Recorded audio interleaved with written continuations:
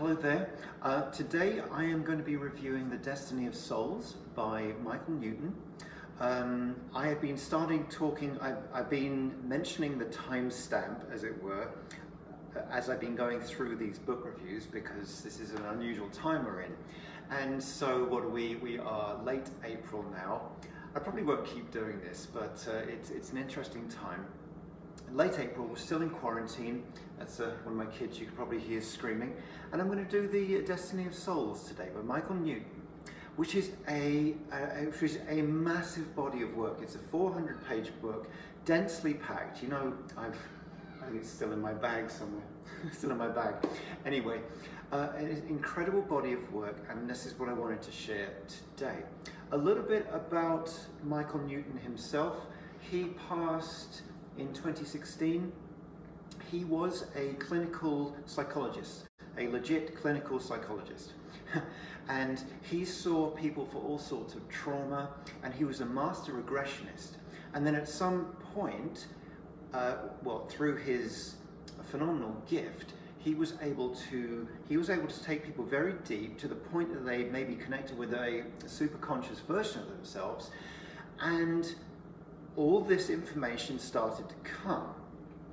And we're talking many, many, many people and patients and experiences here. But he started noticing after a while that there were some common themes to what he was hearing. And some more time passed, he put that all together and started writing. This is not the first book, this was not his first book about this. His first book was The Journey of Souls, which some of you may have read. I've actually not read that myself. This is the first of his that I read. It was published in 2000 or 2001. Random information, but this book sold over 200,000 copies. Now that sounds like a large number, doesn't it? But when I think that other books that I've looked at in the last few weeks, last week, Codependent No More, that book sold 6 million copies and counting. The 7 Habits of Highly Effective People sold 25 million. And so it makes me think, why would it be that a book that so beautifully explains and covers and conveys the higher realms, the world beyond this one, 200,000 people doesn't sound like a large enough number, does it? Because a book which really, for me, answers a lot of the questions that a lot of us really have. What's to say about him? He continued with these regressions to help the patients in their regular and everyday lives. That it could be a foundation for conventional therapy, because he would see people for all sorts of things. He wasn't like taking people in regression just so this would happen. It was more like this was happening, and it was clearly a part of his soul's work on earth to do. For this book, 67 different interviews, 67 different people and regressions took place. And I've been thinking about that number. Because let's say he had to be with someone for, what, 3 hours? 3 hours to do one regression. So that's 3 hours with someone. Then you've got all the notes and the reading of the notes from the session. Then you're comparing themes to previous sessions and regressions you've had. And the amount of time it must have taken to put this book together is phenomenal. It just blows my mind. Blows my mind. What else to say? I feel this book is a book that very much inspires curiosity. I've got a lot to get through here, and I'm going to do my best with that. I can't get into super detail about much here, because that would take hours and hours, wouldn't it? But my hope is that by at least covering some of the topics in here, it's going to flick some lights on in your mind, in your head, because I feel these are things, because we're all souls, we've all had countless lifetimes, we've all been to the next world, the spirit world, we've all been there countless times and chosen to return here. So I feel like you know this. I feel like you know this, and this isn't going to be any big surprise as I go through this. I want to say as well, before I get started, I don't agree with absolutely everything in this book. I don't agree with everything in this book. There are some things that I've observed as a practitioner, as a meditator, as a spiritual teacher, as a healer. There are some things I've observed that he says are not the case. I'm not saying this to be petulant. I'm saying this because I am comfortable with what is my truth. I'm comfortable with what is his truth. I feel like he would say the same. And I would wish for you to own the same for yourself, even if some of what I work through today in the next 20 minutes or so, it may sound like the greatest truth in the world to you. Some might sound like complete nonsense. That's all good. That's all good. So what else to say? All right, well, let's just get into it. So there's 10 chapters in this book, and the way that I'm going to go through this, the first couple of chapters seem to be very much about the earthly experience. So what we might observe from our vantage point and down here. It then gets into the experience we have when we arrive in the spirit world. You know, who meets us, what happens, and so on. The next thing I'm going to go through is the dynamics of the afterlife and what is generally happening there. And the last part of the book is really about, the title of the book is the destiny of the soul, how we grow as a soul, how we advance, and what the different things we can do are. Okay, so he starts the book talking about the hypnosis process and a little bit about the spirit world. One of the first chapters, it's called Death, Grief, and Comfort. Death, grief, and comfort. And I find this very beautiful because if there is the common theme of death, there's the issue of grief, then there is the solution or resolution, which is comfort, because he really understands that from here we would have a hard time dealing with the death of someone. We are attached to people, of course, well, we love people, and we have a hard time with that, and we grieve, and it's hard for us. On the other side of the veil, there's healing to do as well. And so he talks about some of the ways in which spirit connects with us or tries to reach us from the other side. So we've got things like dreams, of course. We've got dreams, we've got somatic touch. And you must have experienced that before. The feeling almost like you're being even gently stroked or tapped or something like that.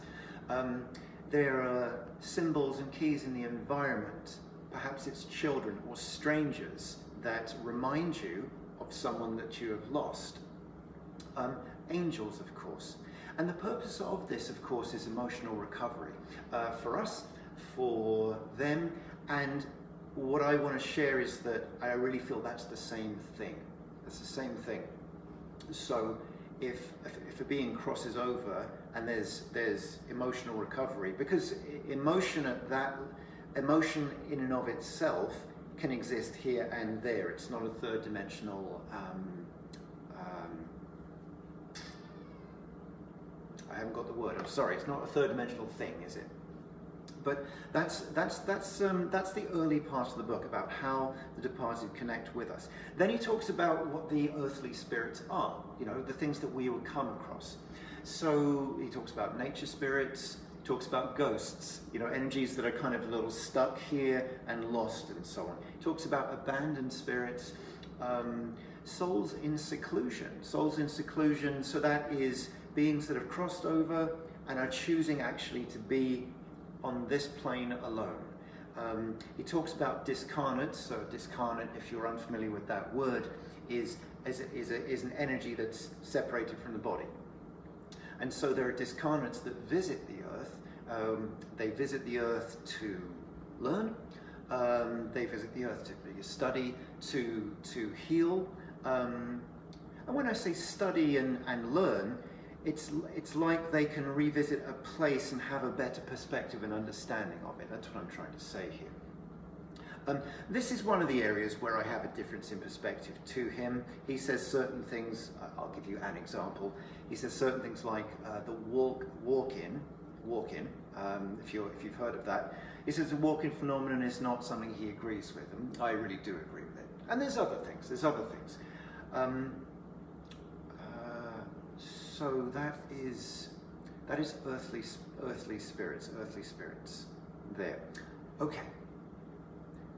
Getting onto our arrival in the spirit world. Okay, so we've left the body.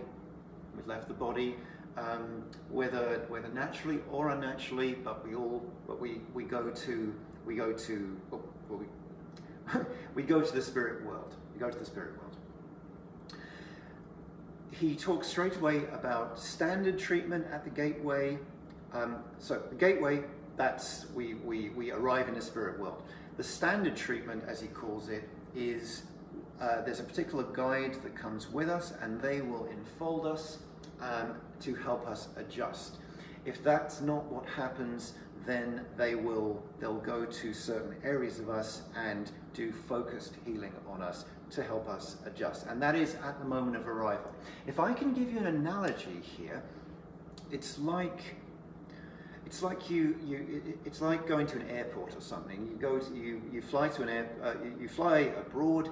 You arrive at the airport of that city and country, and the first thing you do is you go to passport control, isn't it? And you have an interaction there. So that's the standard treatment that we would get if we naturally left the body. But we don't all do that, do we? Disasters happen, wars can happen. So there's he talks about something called emergency treatment. Let's say if there's a part of the body that's missing, and then the being or us will go through a regeneration process. If we're particularly damaged, it's a reshaping of energy, a remodeling of energy, because we are, of course, energy at that point, and we can receive that direct healing far faster and easier there. We see. So, after all of that's happened and we've adjusted, we'll reconnect with our soul group. This is depicted really beautifully in the book about the pod or the cluster of our soul group that we'll be with. To give this some context, in the book he talks about all these interviews and regressions where the common theme is they'll talk about a large gathering hall with thousands of souls, and these other kind of classroom type rooms around where we would go with our own group to gather, to learn, or whatever it is we do there. Yeah, that's what I want to say. Just this morning, I was just talking to someone this morning about this book, and she was saying her mother, when her mother was passing, her mother, in those last 2 weeks, her mother was going in and out, or was going there and back a lot in the last 2 weeks. And she was saying that her mother was telling her, when she'd come back to Earth, as it were, she's telling her a lot of things that really matched up with this book. And one of the things was about these pods, these clusters of our own soul group that we go and connect with, what it looks like and everything. Anyway, let me just go on. He goes through he talks about the process of a soul being born. So like a piece of source, as it were, breaks off and becomes something, and it won't go and have an incarnation straight away. It will be taken care of and mature and go through a process of maturity. Should we say? Right, I'm going to just skip over some things. I feel I'm getting a bit into detail here.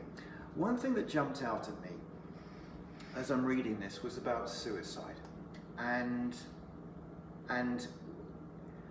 so which I'm sure I can speak for any of us watching this, the tremendously devastating and sad subject that is. He says, when a soul who had a broken body leaves through direct choice or is assisted, like euthanasia, when they get to the spirit world, there's no judgment, there is no guilt or anything. That isn't the case for a soul that had a healthy body. That isn't the case. And so when a soul chooses to leave the body early, suicide, there is some disruption amongst the soul group. That's the first thing to say, because you know with suicide, an agreement's broken. You know, we're all here on Earth right now with our own pods and clusters, whether we like it or not, and we've got our work to do with those people. And so there will be there's some turbulence and disruption, as it were, when you get to the other side, if that has been the case. He also explains that in the soul evaluation, I'll get there in a minute, if there is a soul, if there is a being that has chosen to leave early, as I'm going to call it, leave early several times, they're spoken to, you know, very kindly and very lovingly, but almost like a school teacher would speak to a child or a student that keeps getting into trouble, keeps doing the same thing, almost in an essence of, why do you keep doing this? Why do you keep doing this? Why do you keep doing this? And I just felt I wanted to share that, because I've always, I don't know why, but I've always felt that, I've always found suicide tremendously sad whenever I've heard about it. I've never believed in the soul being damned forever. Never believed that. It's never resonated for me. So this was comforting for me to read. I appreciate this book for the gravitas that it gives the spirit life, the spirit world. But anyway, let me go on. So I just mentioned the soul evaluation there. And so the next part of the book, we're talking about what's generally going on in this spirit world. So we've got the Council of Elders. The Council of Elders that will give an evaluation of the life. And these beings, whatever they look like, very wise, very benevolent, very loving. He talks about a thread of divine forgiveness that goes through every meeting that they have. So it's not like there's finger wagging, it's not like, we've all heard this word judgment, haven't we? It's not like it's a judgmental experience. And he says, on every account he's come across, and this is 67 accounts he's come across, their message or evaluation is more approving than not. If you have the book, or if you're feeling interested in getting a copy, he says that each of these elders, they wear a medallion that's either got an image of a living creature or object, or a geometrical shape. And I do apologise, I don't actually have the book on me right now, but they've got all these very intricate, should we call them carvings or imagery around those. I find that very interesting too. If you should pick that up. Last thing I want to say about the elders is he speaks of. The question comes up, well, who are these beings reporting to, as it were? Who do they answer to? And there is speaking of like a presence, and is, which I would call God. I would call God, because I read the book and ask the question, well, don't we meet Jesus? Don't we meet God, or whatever it is, or anything like that? And there is really no religious agenda in this book. And so I find the word source, I find the word presence dotted around. I've lost my train of thought here. But anyway, while the interaction while the interaction is done by the elders, there is this awareness, there is this knowingness of a presence around them and through them. All right, let me go on then. Let me go on. So the chapter after that is about community dynamics, and this is where we're getting into soulmates, romantic soulmates, companion soulmates, affiliated soulmates. This is where we're getting into the link between our spirit family, those that we continue to incarnate with, and our earth family. And there's a concentric diagram in this which goes into, it's about 4 layers, explaining that, let's say you're in the center of this, you're in the center of this concentric diagram.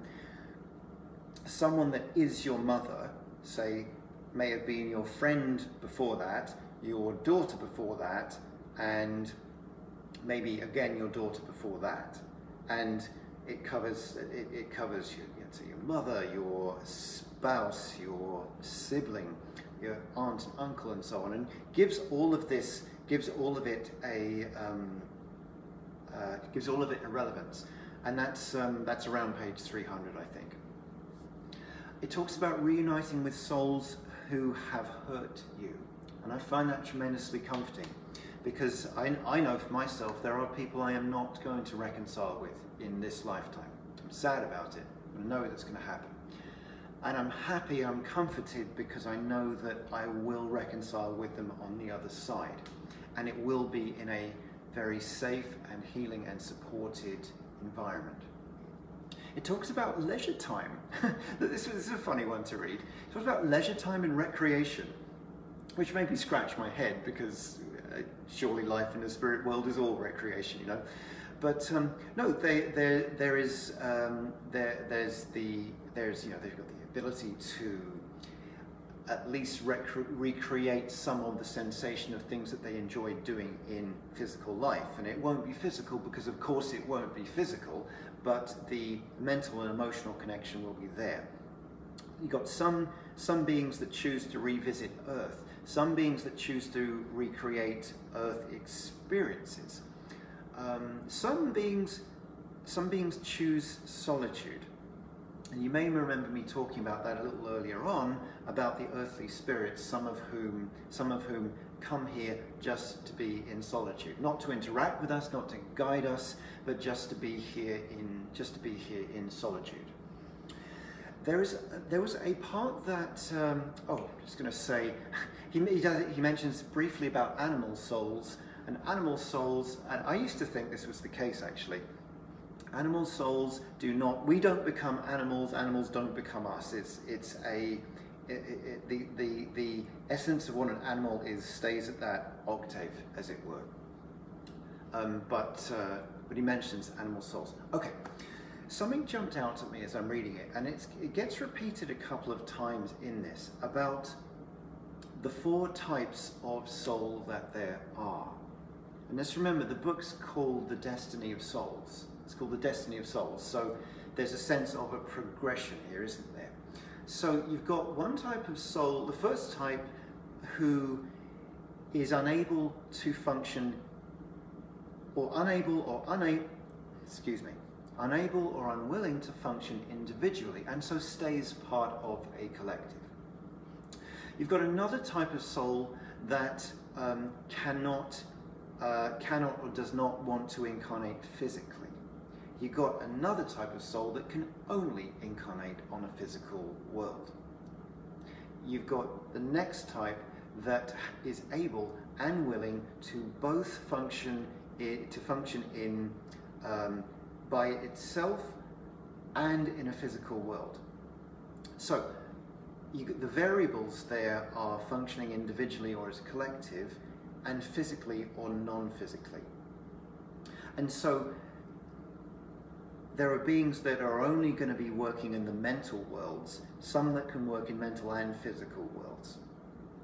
And it's not just about physical and non-physical, it's about interdimensional work as well, because we're dealing with infinity here. That's why this book is actually so hard to review, because we're talking about everything here, aren't we? And then let's get into the how the soul advances. So there's people like us, and here we are, we're doing our best, but there's of course levels far beyond us, isn't there? He talks about the a group of souls called the ethicists that literally work on the moral code of humanity, the moral code of people. You've got the masters of design that work with new planets that are cooling.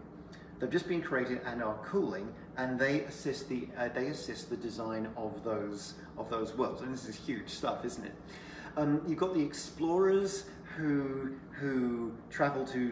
go to different worlds, to different dimensions, and I get the sense of like Doctor Strange, obviously not human, as it were, but the ability to instantly be in another physical place, instantly access another dimension via attunement to it.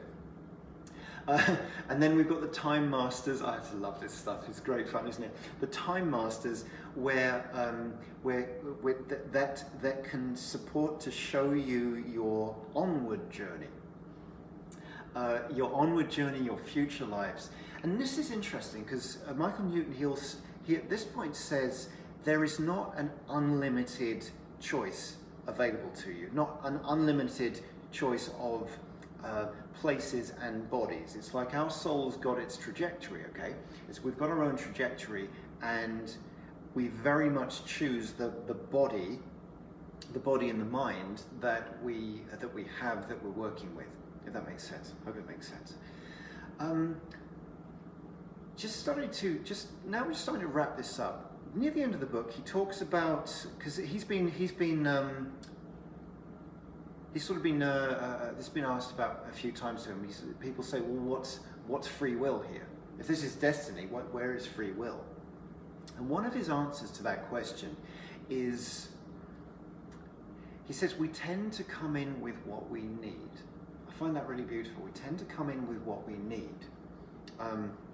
Whether it's the place, the community, the interests, the lessons, the challenges, we tend to come with what we need. And so for me there's a sense of integration there. Also, interestingly enough, there's the opportunity before an incarnation to have a pre-life rehearsal. If it is our trajectory to experience something devastating, disaster, without pointing any examples, it is possible to have a pre-life rehearsal of that, so at least we have some kind of preparation for that happening and re-entering the spirit world. Yeah, so that's a lot, isn't it? And if you've read this book and maybe you're upset because I've skipped over a couple of things, I have to. We'd be here all day, wouldn't we? We'd be here all day. So let me just speak to the important thing, which is what I get out of this, and what you might as well. For me, I get a sense of a continuation of mission. Like, I'll do my best. I'll do my best in the remaining, 40, 50 years I have here. I'll do my best, but it won't end. It won't end. I'll get a sense of readjustment, refinement when I re-enter the spirit world, and I'll continue from there. For me, this book is a reminder. It's a reminder of the sense of order that life is. And right now, life is strange, isn't it? Life is strange for us, and we're experiencing something we've not experienced before, and yet there is a sense of order about it. And we're supposed to be here. We're supposed to be here. We're supposed to be showing up. We're supposed to be in our houses. We've got what it takes to move through this, what do we want to call it? COVID situation. This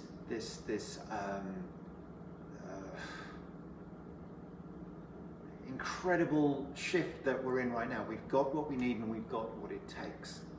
As I said, I like in this book that I don't feel an agenda. I don't feel an agenda other than from Michael Newton, other than to support us, other than to educate us about our true nature, our non-mortal nature, and I'm using those are my words rather than saying immortal. I want to say non-mortal, non-physical nature, about how much support there is around us right now, how much support there's going to be around us when we leave this world.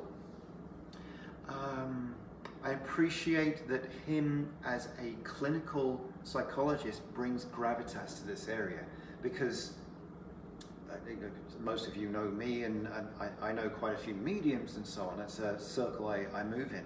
And you know, people see us as woo-woo, right? Don't they? People see us as woo-woo, and that's fine. And that's fine. I do appreciate that a clinical psychologist has taken the reins and probably been really quite criticised for doing so. But this is magnificent work. To just mention a couple of his own reflections, he says spiritual meaning is an individual quest. I love that. I love that. And he says if there is no inner peace, then spiritual affiliation. Excuse me. If there is no inner peace, then spiritual affiliation doesn't matter. So I'm actually Jewish by birth. I'm interested in that. I'm interested in Taoism and so on. But if I'm not at peace, I should try something else. And I feel like those words apply to this book as well. He says, if this doesn't bring you comfort, I'm paraphrasing. If this doesn't bring you comfort, throw it away. Pick up something else that brings you peace. I feel like he supports and recommends discernment as part of this work. As I say, I don't have the book in my hands right now, but you know what? Give me a second here. It might be in my bag.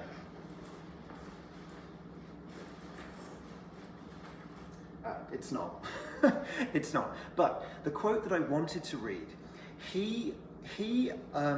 while he has someone in regression, he asks the either the spirit that's channeling through, or the person, whatever it is, he asks the person, why when this world is so difficult do you want to come back?